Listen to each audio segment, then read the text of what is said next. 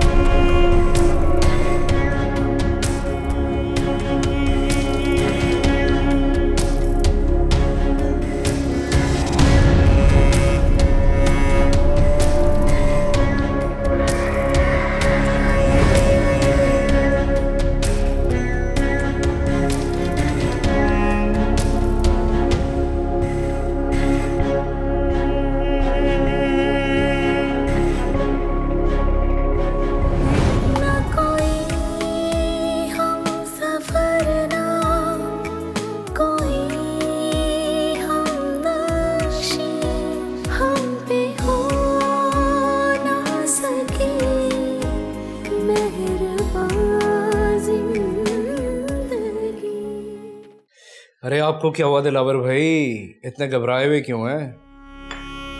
सोच रहा हूँ कि अगर ईमान ने पुलिस में हमारा नाम ले लिया तो क्या क्या सबूत है उसके पास हमारे खिलाफ? पुलिस को सबूत चाहिए होते हैं किसी के भी खिलाफ कार्रवाई करने के लिए, और हमने तो जो कुछ किया बहुत एहतियात से किया, बहुत केयरफुली किया। उस लड़की को तो याद तक नहीं होगा कि उसके साथ क्या हुआ था, इसलिए अब आप ये सारी चीजें अपने जहन से निकाल दें और इजी हो जाए। ऐसा कुछ भी नहीं होने वाला।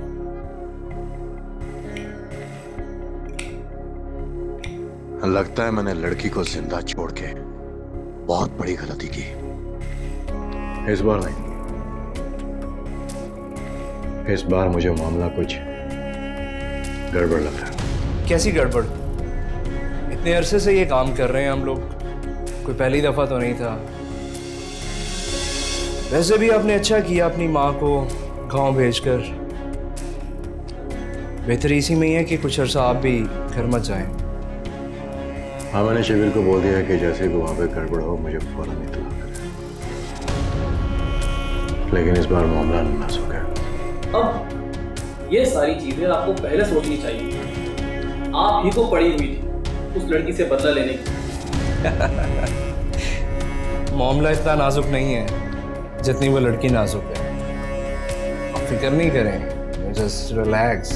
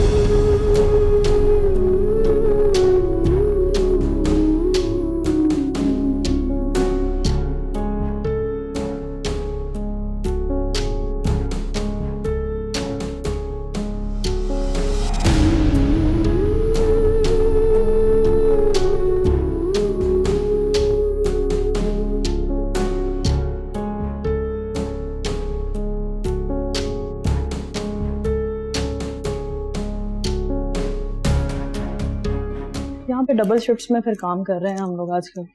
बाकी मैं आपको उससे मिलवाती हूँ जिसके लिए मैं बहुत अपसेट थी उस पेशेंट के लिए ना। अच्छा सिस्टर, डॉक्टर साहबा, यहाँ जो पेशेंट थी कहाँ है वो? जी डॉक्टर साहबा, अभी तो यहीं पर थी, कहीं वॉशरूम में ना हो। चेक करें। मैं देख के आती हूँ। कहाँ चली गई होगी? यही होगी शायद, वॉशरूम में हो। डॉक्टर साहबा, वॉशरूम में भी उनको देखा है, नजर नहीं आ रही, कहीं चली तो नहीं गई? क्या मतलब है आपका? मैंने आपको कहा था ना उन पे नजर रखने के लिए। How careless you are. आप बाहर जाके चेक करें, बाहर कहीं होगी। जी मैं देख के आती हूँ। कहाँ गई होगी? बाहर कहीं होगी, मिल जाएगी।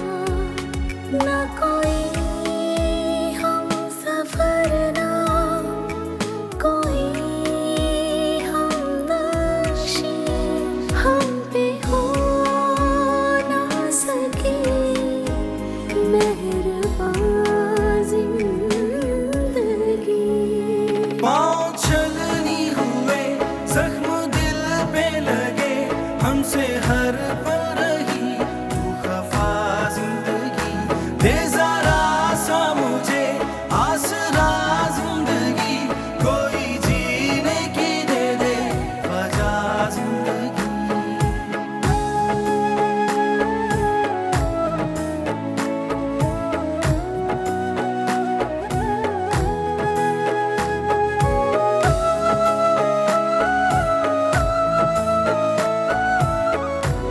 ख्वाब रेज़ा हुए कुछ न बाकी